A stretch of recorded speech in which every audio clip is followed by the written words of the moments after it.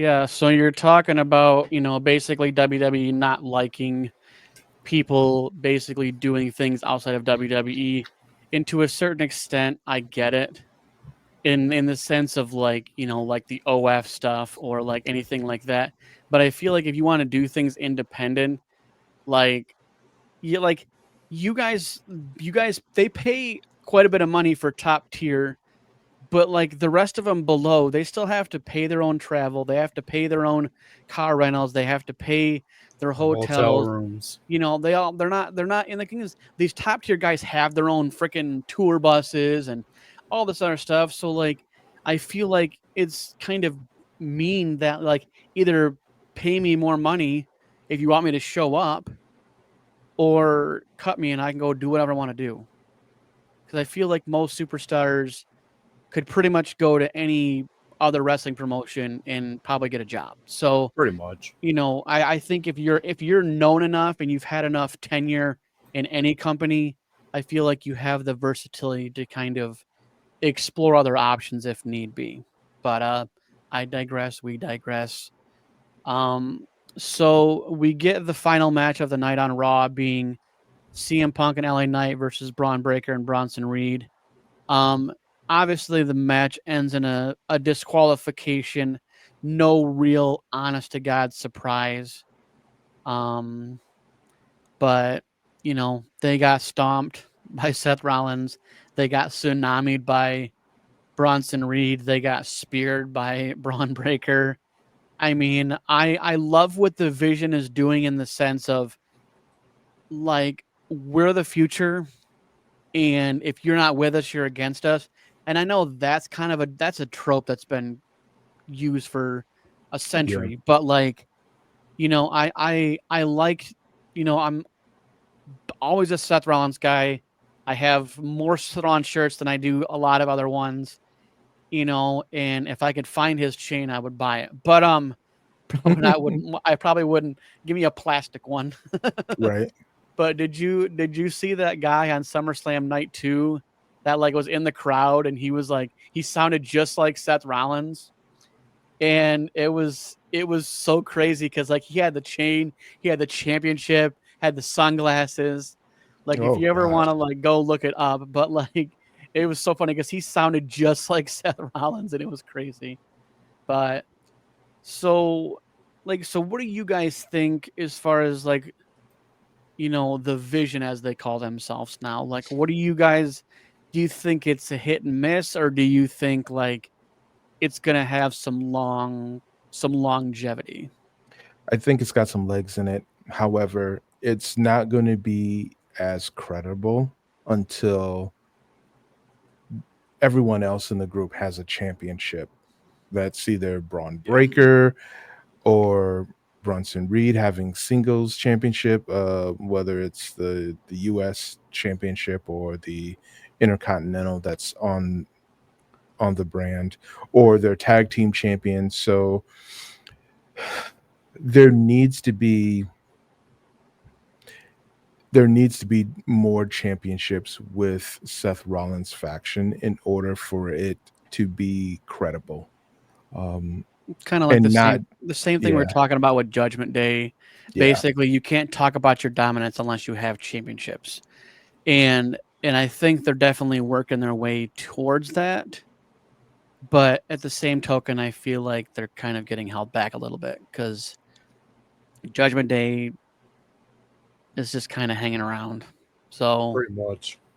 but it's the tag team division in its entirety is deep. It's just underutilized. And I fully 100% agree with you on that one. yeah. It's the same way with the men's and women's. I mean it's really the core of like pretty much the whole company is a whole boatload of underutilized talent, and then they release them. Like it wasn't my fault you didn't do your job to make me credible.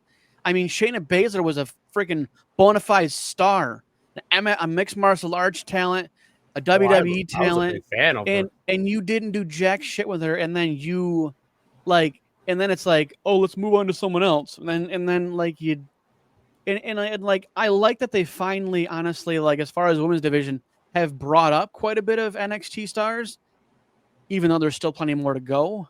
But like Mhm.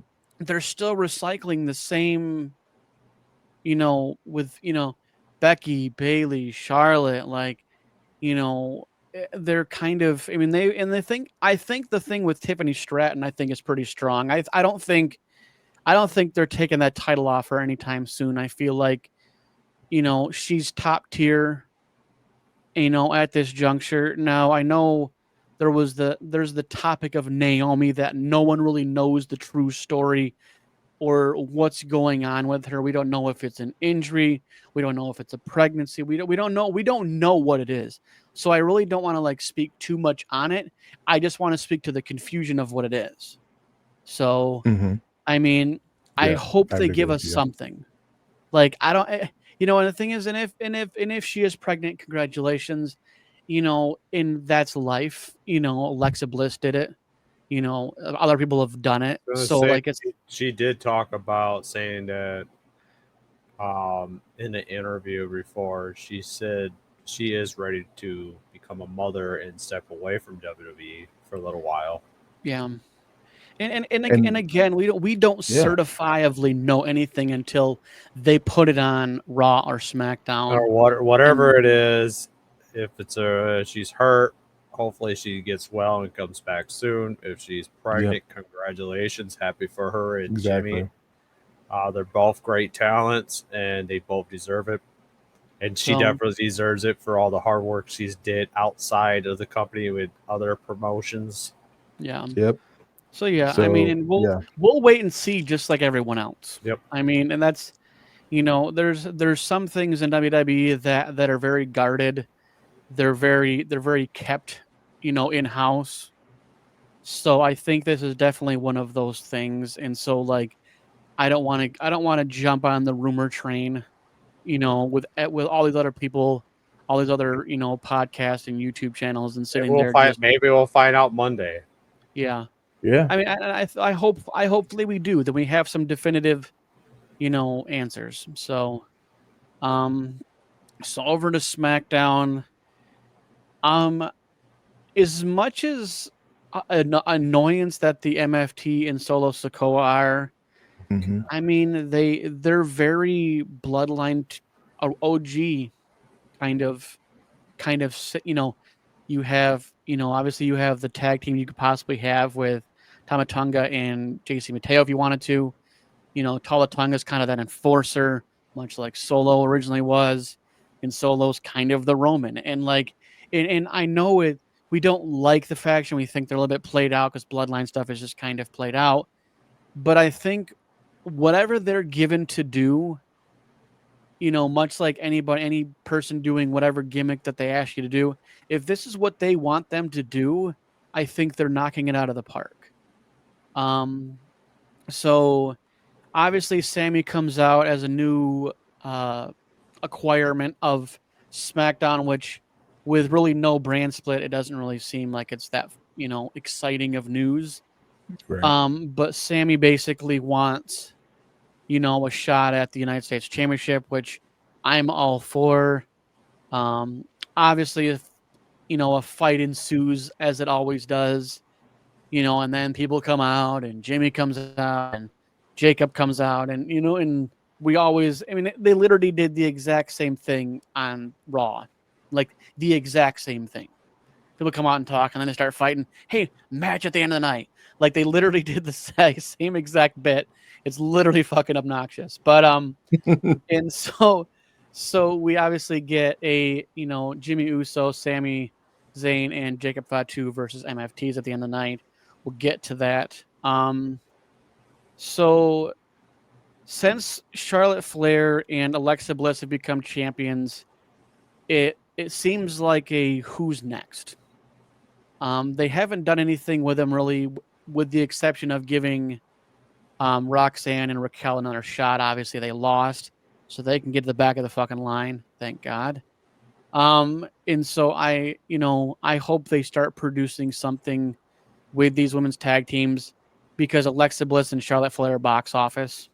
So let's start making these relevant. Like I said with Becky Lynch in regards to big stars need titles to make them relevant. And so I feel like with Alexa Bliss and Charlotte Flair both being top tier, let's get this women's tag team division rolling, because really the secondary titles are kind of a snooze fest. And honestly, the main titles they're okay, Hmm. but I feel like we can have some depth to the women's tag division. And again, I hope they do something with it. Um, so the Miz and Carmelo Hayes have kind of been off and on, you know, grouping together as Mellow Don't Miz. And I, so the Miz and Carmelo Hayes, obviously, so they beat Fraxium, but it was in a really awkward way. So like even like the photo that's on WWE, you can see Carmelo Hayes face kind of like, because he was gonna do his finisher, and he didn't get to because Miz tagged in, and as soon as he leaned against the ropes, I knew the Miz was gonna come in and do what Miz do. And regardless if you like the Miz or you hate the Miz or you're indifferent, he's a veteran, period. And the fact that he did what Miz do and comes in and steals the victory, like that's 100% Miz. Like Yeah, they can be a group and they can be yeah. together, and Carmelo Hayes can be under the tutelage of a veteran being the Miz. But at the end of the day, the Miz is going to be the Miz. Yep, And definitely. love him or hate him, he has a long tenure in WWE with no injuries. Yep, he's a workaholic. Like, I mean, really think about that for a second. He's probably been in the company for, I think it was 18 years with no injuries. Like, that is precision, that is perfection, that is skill, that is knowing how to not get hurt or not hurt someone else. Like, you got to Yeah. give respect where respect is due. And I so, I you know, I disagree with that part. However, I think it is something to be noted that the way that the Miz performs, he has been able to not take as many risks in his performances as others have, and I I'll keep it at that. I mean, he's the first time two-time Grand As Slam I champion. say, he's been with WWE for 21 years. He debuted in WWE. He signed with WWE in 2004. Yeah, I think he's been on the main roster for 18. Yeah, But yeah, so I mean, first two-time Grand Slam, like you can take that and put it in your pipe and smoke it. But so last week Cody got a vicious Claymore, which I think honestly had to fucking hurt. Okay, definitely. like he put him through the bottom of the announcer's table, and it looked freaking brutal. Like I think this is an excuse to give Cody a couple week break. Um, I'm hoping and I'm thinking that at Clash in Paris we're going to see Drew McIntyre versus Cody Rhodes. I feel like that has to happen. You can't let this fresh storyline extend beyond Clash in Paris. We have Uh, to have a definitive. I'm gonna go back to the Miz a second here. Or go ahead. Mhm. He has been hurt. He's torn a MCL in May of 2021, and then he's had a concussion at WrestleMania 27, 2011, with John Cena. And then he had a neck injury. I can't say the word. With during a match with Randy Orton on an episode of Monday Night Raw. Mm. So very little injuries. Yes, Neil's so far being in WWE, he's only had 3. Yeah, and honestly, I mean- the concussion isn't like hey, I'm out for 6 to 8 weeks or something. The neck, obviously, they're gonna waive caution, where they're gonna definitely be cautious with that. So I would say 2 serious injuries, but either way, in 2 decades to only have that, I mean, that's, and he's been on TV. Like, it isn't like John Cena who left for 5 years. Like, and in calling yourself, you've been there for 25 years, and I'm like, I beg to differ. But you've been on the payroll for that many years, which I think is absolutely ridiculous. Like, if you're gone for that long, you shouldn't be making more than the jobbers that are actually wrestling right now. I'm gonna say maybe John Cena is probably making the most on the roster. Probably. Yeah, it's less than He's it's got less maybe. than, sure. I mean, Roman's definitely up there. CM Punk's up Yeah. there. Seth's up there. Yeah, it honestly, I will say though, is that the fact that, like, just being a wrestler in general for what you get paid, I honestly think the base pay should be like a lot more than it is. Because I feel like if you're wrestling 3 to 4 shows a week, televised or untelevised, like, you're putting your body on the line for entertainment. And, not to quote a particular organization that I'll say the quote, but I won't say who it is, but pay us what you owe us. But like, I really think that for what they put their bodies on the line to do, I feel like they should be paid a little more handsomely than the guys that show up once or twice every like 6 months. But I digress. But yeah, so I hope they do something with Drew McIntyre and Cody Rhodes, like, now. Strike while the iron's hot. Because there's not going to be another PLE for another month. So we can't wait 8 weeks and do anything with this unless you have it at Clash in Paris. So that's just my thoughts. Street Profits beating DIY doesn't really appeal to me. I think it's good filler. Obviously we have the Wyatt Six as the champions, but like, they're going to be more of a limited schedule just because of who they, just because of, that's the gimmick, right? That's the kind of show up when we want kind of situation. But I mean, the tag team division for the guys is strong. More on SmackDown than Raw, but I mean, they gave the whole SmackDown tag team division a ladder match, for God's sakes. So like, that's how much stronger I feel like the SmackDown tag team division is more than the Raw. Because at least the SmackDown ones, like, they're constantly out there wrestling, like, literally week in and week out. There's always like a couple tag matches. And so I chalk it up to the workhorses that are the tag team division, in WWE specifically, just because, I mean, you want to be champions. That's the goal. That's everything. But at the end of the day, like, sometimes you just got to get your reps in. And I think they definitely give the tag team division reps. I look forward to what they continue to do. I think the tag team division is something you can interject quick storylines with. All it takes is a little bit of interference and you can start a story.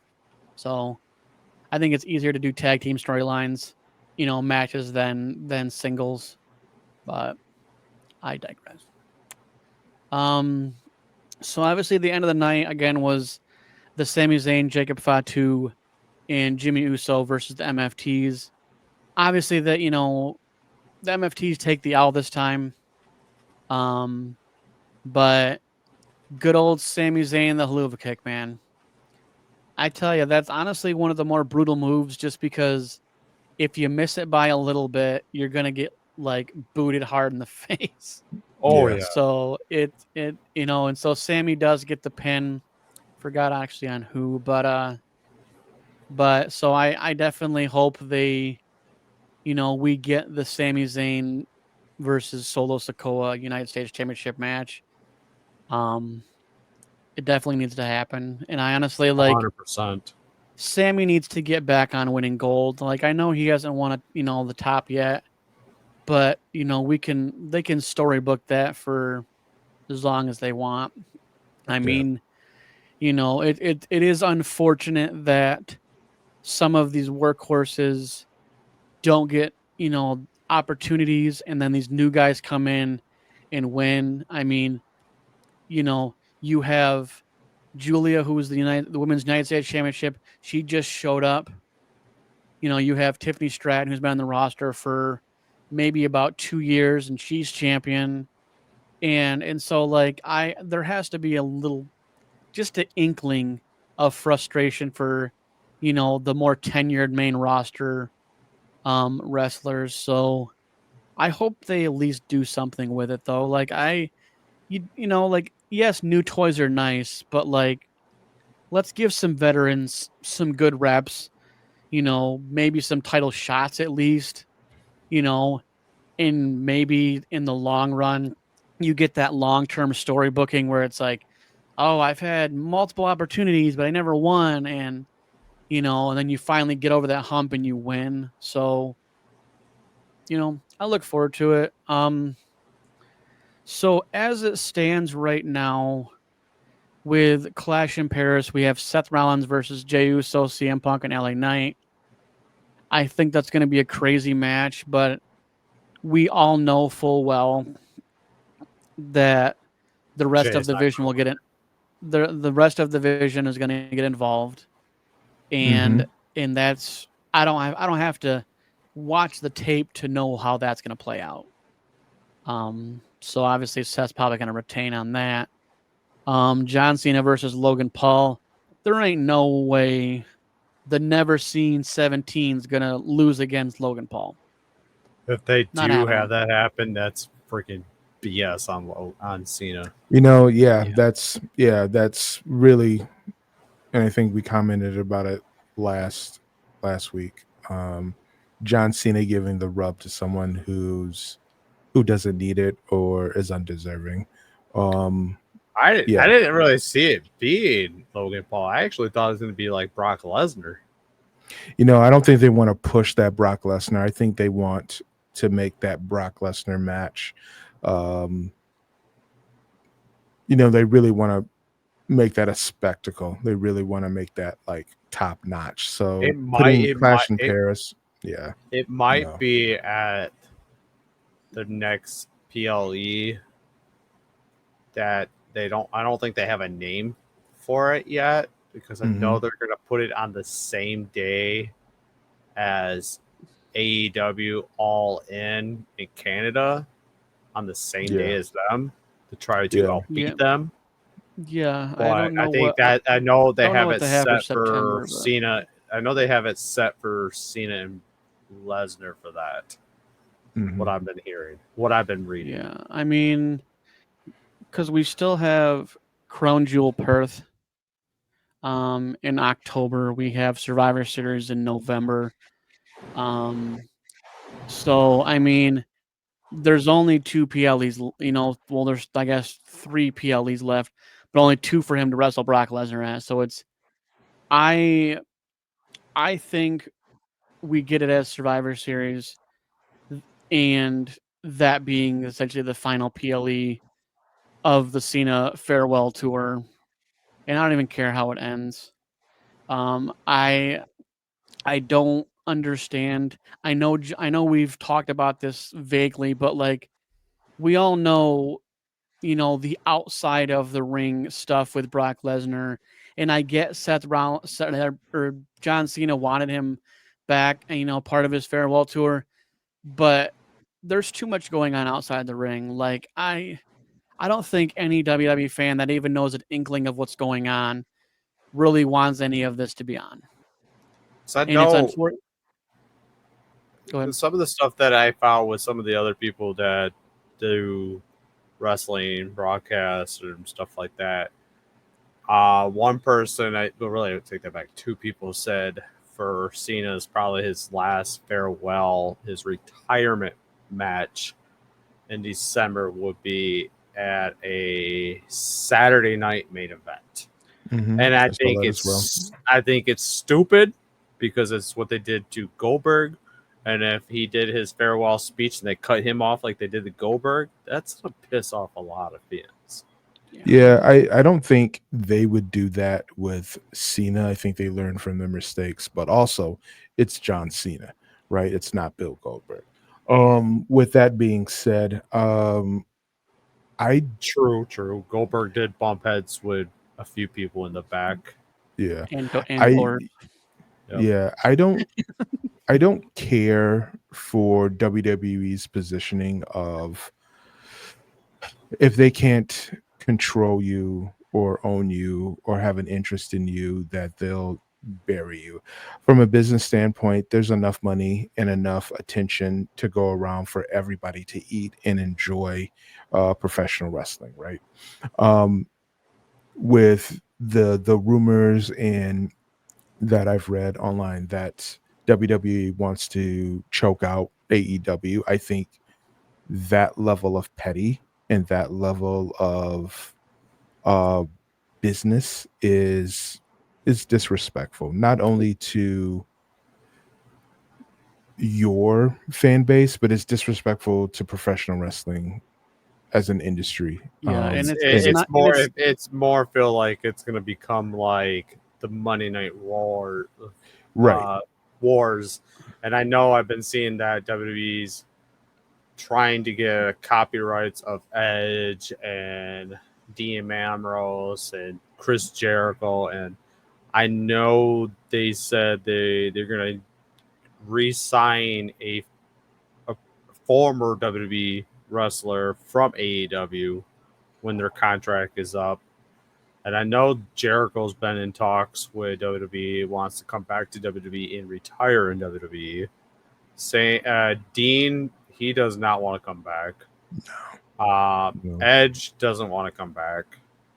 He did his last run there, and now he wants to probably just do his last run in AEW and retire Yeah. there with yeah, Christian.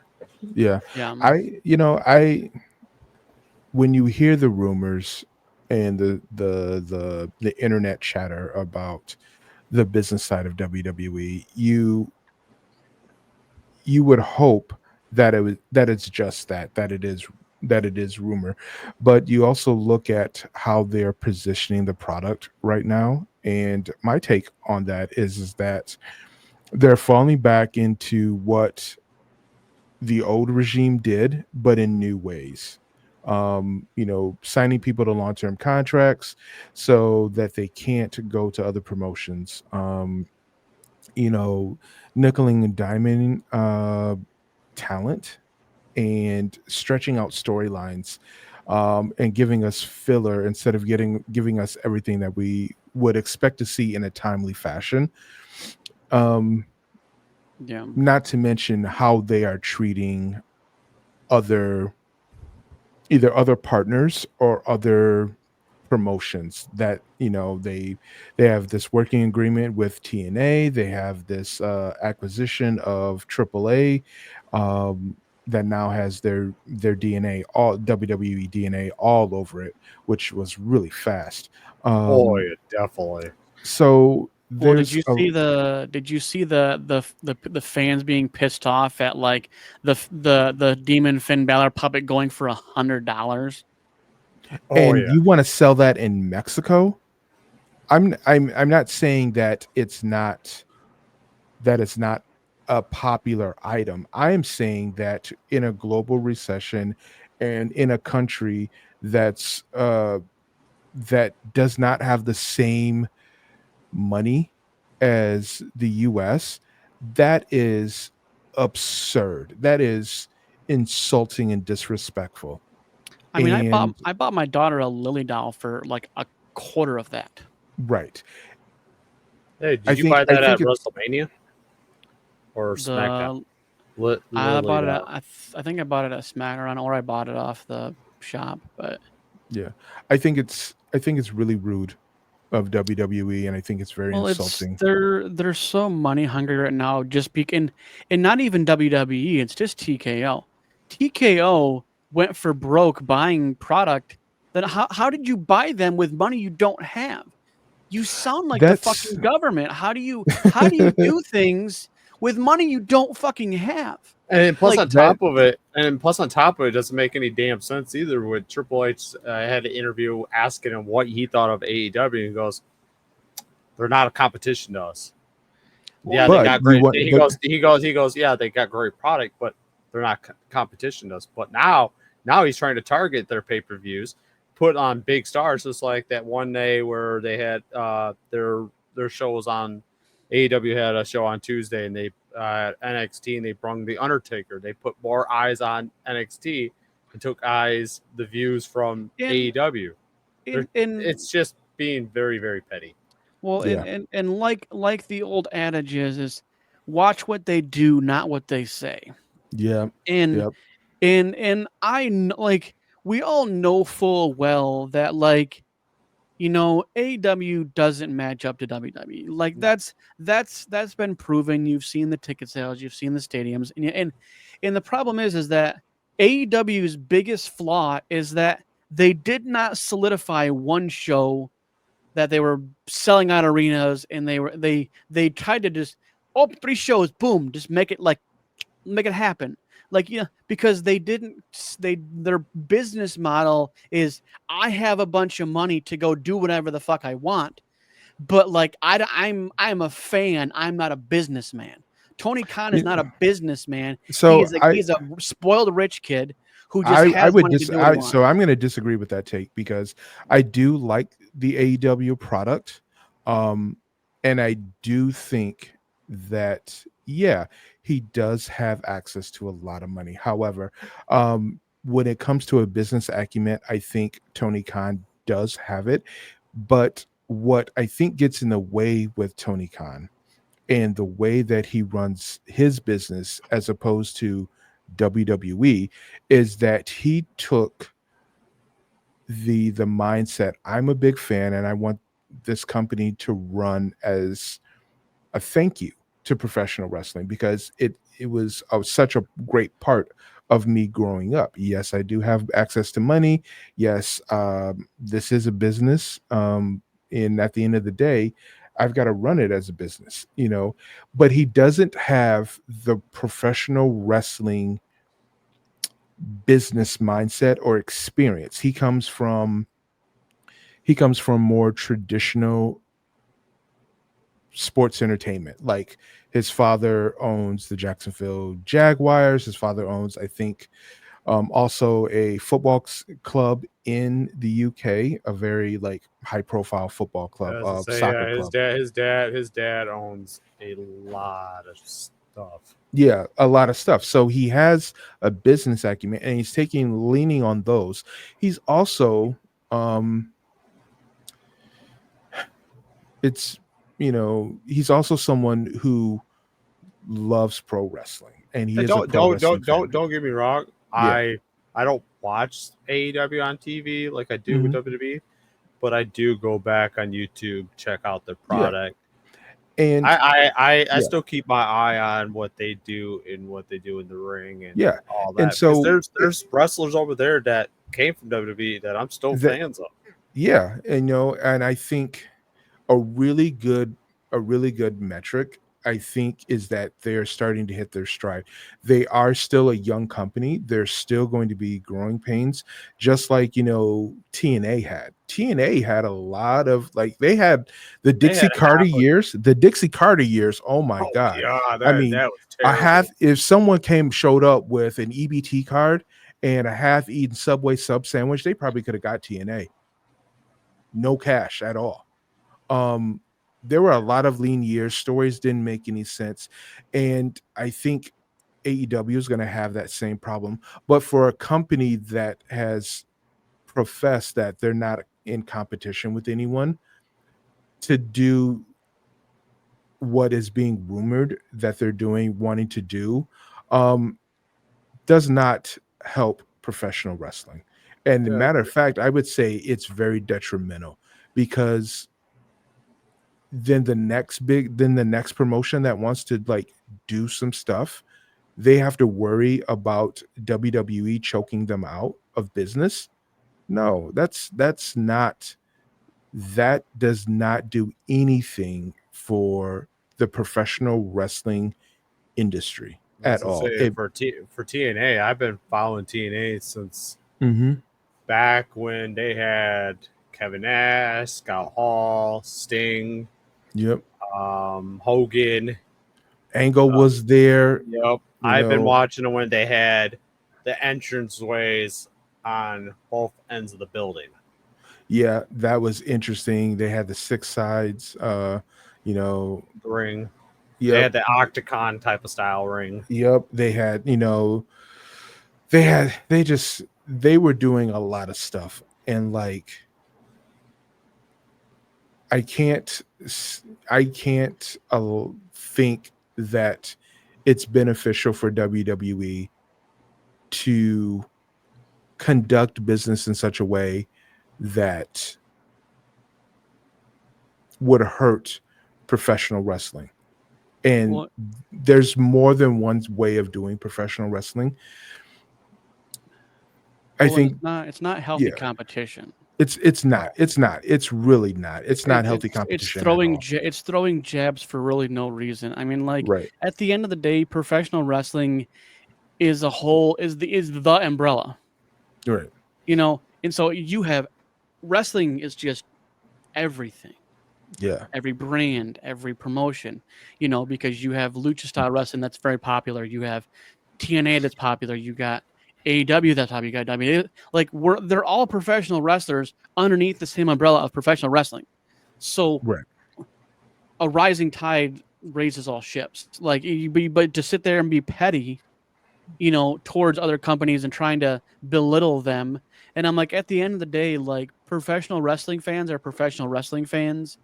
You know, I guarantee there are thousands, if not tens of thousands, hundreds of thousands of people that watch all the wrestling brands, because you see a lot of these collectors, they have AEW championships, they have TNA knockout championships, they have multiple brands of championship, which means they watch everything. Right. So if you're going to target AEW like you have, and you're saying you're not, but the real tried and true fans that watch the product and they're seeing what you're doing, you're seeing how you're doing it, you might drift them away from not being a WWE fan into being an AEW fan. And not that the amount of millions of fans over both products is really going to sink the ship. It's not. 100,000 people could stop watching a product and it would not affect them in any way, shape, or form. But it just sets the tone of like, why did you leave? Because I don't believe in what you're doing to professional wrestling and to its fans. You're charging $100 for a Seth Rollins, not Seth Rollins, but a Finn Balor plush to, like, you know, puppet. Yeah, I know. I just saw that. Yeah, and it's just like, you know, me hearing the price of that is absolutely absurd. I mean, Alexis Bliss's doll was, I think, about $50-$60 or something like that. I think it's insulting. You're muted, Seth. Yeah, I think I only paid like $30 for it. I think at 35, but like, I just think the product in and of itself is like, the t-shirts are all baseline.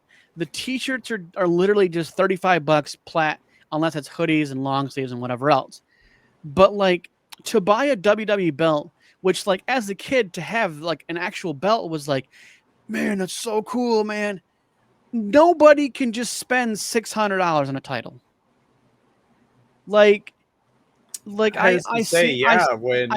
So I seen this thing. This is not wrestling, but this is just movies. But like, so they compared, it was 2 different movies, and it said that, so when the movie tickets were cheaper, they sold like 30 million with an M, more tickets, and made literally twice as much of the price tickets that were higher. And that's WWE shit in a nutshell. It's like, not everybody can hold on to like this memorabilia or buy the John Cena stuff that's, you know, like the armbands or buying a championship belt. Like, those people that got money, you know, got money, because anybody holding any title beyond a regular WWE title, you know, they ringing in money. Yeah, Right. so like You know, coming with WWE championships, like the newest ones they got now, like they're you go to the show, so they're the same price that you can pay for them online. Like with me, with the WWE championship, the last WWE championship I have, the one that Brock Lesnar introduced when Triple H introduced and gave to Brock Lesnar, and I paid for that at it was at a Monday Night Raw. I paid 400. I think it was $480 or 480 or 450. I can't remember. It was somewhere Mhm. around there. which is Now, astronomical. yeah, now the fucking prices of championship belts and even seeing them on their The websites are like the replica ones are 600. yeah, the replica ones are $599.99. Call it 600, fuckers. Come on. Yeah. But and a commemorative belt is $369.99. Like the one, literally my undisputed one that I bought for like a while ago, like probably 4 years ago. Like I paid $250 at a house show. That's it. $250. And now that same belt, basically a commemorative one, it's not a replica, is 300. So it's literally marked up almost double. Yeah, for the belt that I have in my cart that I'm gonna try to save up and get is the John Cena Farewell Tour when it's the Grand Rapids Spinner Championship belt, and that's $599.99. But let me just go here to checkout for the total. The tax will come out to $642.98. I mean, here's another thing, but it's actually worse than the puppet. A Carlito autographed plastic apple for $80. Oh yeah, I saw that. Like his signature looks like I could write it myself. That Your is daughter probably could have. that is the type of thing that I think we're all alluding to. It's like, you know, in general, you're so money hungry, and it comes off as being greedy and money hungry and super controlling, that it makes the industry of professional wrestling as a whole look bad. When some companies, they want to have an alternative product and they want to treat their fans like they matter, and give the fans what they want from time to time, and still have these stories and still have you wanting to come back, week after week. you know the behavior, or the rumored behavior that WWE is doing, it just speaks of, it's either us or nothing. So, you well, like know I'm gonna say this, like coming from a person that's been to an AEW show, it's like going to the Van Andel here and buying tickets to WWE, Raw, SmackDown, whatever, just for the lower bowl. It's about almost $100, pretty close. So all depends on what section of it is. For when I went to AEW and I had the lower bowl for 2 tickets, I think I paid $80. Yeah, I mean, And it's there's it's it's is costing you a lot AEW of on money. the same is AEW on the same level as WWE? No. No, Well, could they be eventually? Give them enough time. WWE has like 40, it has 40 plus years, not let's to say mention. AEW started in 2019. Yeah. So once AEW finds their stride and, solidifies their fan base more, they can grow a little bit more. But they're still a young promotion, and they're going to have these more ups and downs where it's like, hey, we're going to do some smaller shows, we're going to do a residency, we're going to do this and that, and we're going to find what works for our fan base and grow it. Do they want to challenge WWE in certain things? Yeah.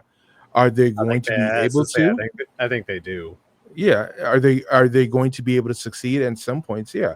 But does a company like WWE Does it affect their bottom line? Absolutely not. I Don't mean, don't get me wrong. yeah, Uh, with some of WWE's PLEs, and then you got AEW's pay per views. I'm gonna be honest. I straight up half the AEW's pay per views has been a lot better than fucking half of WWE's PLEs. yeah. I've watched some of them. It's a completely different. It's a completely different environment, mindset, production. Um, if WWE wants to concentrate on the drama and the storylines, work on that. You don't have to have all these acquisitions. It's really weird that they would like go after AEW. However, I understand what they they're trying to choke out and trying to make it a lesson to people that would want to have like a really big promotion. Like, you can't do it under our watch. You can't succeed without us.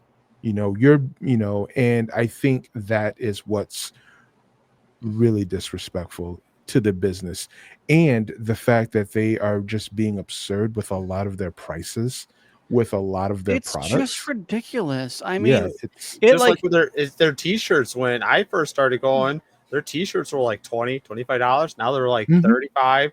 And it all depends if you're like, say, if you're like a 3X, 4X, 45. Mhm. Fucking expensive. Yeah, and a lot of people will say that that's inflation.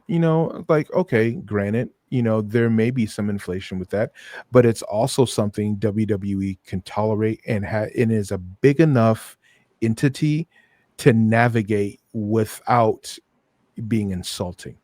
I mean, it's plain and simple. I think the pricing on a lot of the things that WWE does comes off as being insulting and disrespectful and overpriced. it's You it's know. it's it's like Taylor Swift, man. Mm-hmm. It's the same gouging of pricing when it's not like you need the money. I mean, you could survive just plenty. I guarantee you they make probably seven figures off of merch. At least seven figures off of merch alone. You're now you have legitimately every freaking sponsor. Now you're sponsoring fucking King of the Goddamn Hill. That was weird. I didn't see They that. they have Maybelline and NXT. Like, it's so absurdly out of hand. You're gonna be seeing a wrestler being basically presented as, now into the ring, Slim Jim Zone, LA Knight. Like, Yeah. I know. I'm waiting for some of these wrestlers to start having fucking sponsors on their shirts and their uniforms. it's like wearing a coat out with jackets like a fucking NASCAR racer. Like, it's just so out of hand. Like, you could like, the thing is, they lessened their live shows, which is fine. But they could do more live shows if they made tickets a little more feasible. Right. Right. And you could sell more money if you just did, even if you just did like a simple 2-hour show, like a couple nights a week or whatever, in between all the nonsense. Like, and they didn't have to be grand and glorious shows. They just had to be in some smaller venues, whatever. You could put on more small venue shows and make that money back. But you choose to gouge us with the average fan can't afford a goddamn thing. Like, I mean, $600 is fucking $600. Yeah, Like, there's no getting like there's no getting that back. There's yeah, that's it's that's it's that's more than I make in a week at my day job, and I'm making almost $20 an hour. Like, right. who the fuck's gonna pay that? And people do because they're fucking nuts. See, Yeah, don't get and me it's like don't get me wrong. I would, but I do make about enough for that in a week. But I'm not gonna blow my whole fucking paycheck on that shit. Well, no, like, No, you still I'll have to take a take. little bit of my paycheck each week and put it to the Yeah, I mean, side. you can. I mean, yeah, like, it's like, it's that part where you are you have to, you want this experience, you want to be a fan, you want to enjoy things, but when it's so far out of reach, by the time you're able to afford it, it's gone. You know Yeah, what I'm saying? don't You get me know, wrong. I have like fucking 6 or 7 championship belts. Yeah. right, Don't get me wrong, but that's when they were a little cheaper and a little bit affordable. right, Yeah, I mean, right. You know, you can't tell me that like going from $250 to $369, that's $117 more, and that's only mhm, a 3 to 4 year window. right. That's There's ridiculous, and like that's some yeah. inflation on fucking steroids. Yeah, But Oh, that's definitely. there's no need for that whatsoever. It doesn't even it's not a big difference either when they do have these like 25%, 30% off on their championship belts. They just lower it down to like from 500 something to 400 something. it's still That's still not it's that's just still you're hurting not people. letting the fans be fans. Like, I mean, the only thing that the majority of what I have is obviously you can see behind me, but like, but even that, like the Funko Pops, I mean, they've varied between like literally paying like $8 and like maybe $25, and I have like 48 of them. Like, that's a feasible collection because it's a feasible price to do that. But like when you want to walk in, you want to go to a live event, you're like, man, I want to rep the belt. Knowing the average 90% of the people in that stadium cannot afford that. Right. Because there's the people either drain their fucking savings just for the one event, or like Tim obviously, like, yeah, you got to sit there and save over a course. But it's like even saving a course, it's going to take you 3 months to save for that. At a feasible saving rate, and then all of a sudden, we don't have the championship anymore. Like, Yeah, plus so you like have to save, and you plus on top of it, people have fucking bills and shit to pay. Yeah. why It's can't fans live in the moment and have a good experience, but they don't. And then like, and I think WWE doesn't give a flying why, because I think it's like, TKO that doesn't give a shit. I mean, The Rock doesn't give a shit. The Rock is so goddamn rich, he could give me $1 million and he wouldn't even realize it. Like, yeah, it's and why it's wild that that is the case. Is that people who want to participate and they want to enjoy the WWE brand of professional wrestling. Um, the gateway is it's television. Then if the show comes to their city or whatever have you, then they was like, all right, well, I'm gonna go and I'm gonna buy a t-shirt, maybe a piece of memorabilia, maybe some food or whatever have you, see my favorite performers, and just enjoy the night. They may have to like plan and 90 days in advance in order for that to happen, the which is crazy. venues are expensive enough by themselves. You think that they would want people to have a good experience and be able to feasibly buy a t-shirt for their kid or buy a stuffed animal for their kid. Like, I mean, just anything. But I mean, we could talk about this for freaking ever, but I don't. We Yeah. don't But have all night for that. we'll put a little pin in this, and we will see what becomes of Raw and SmackDown this week. See if we get some more official matches for Clash in Paris. Hopefully we get And plus some some updates idea about on Naomi. Naomi. Yep. So we will do what we do as we wait and see. But this is the Lockdown Podcast. Peace.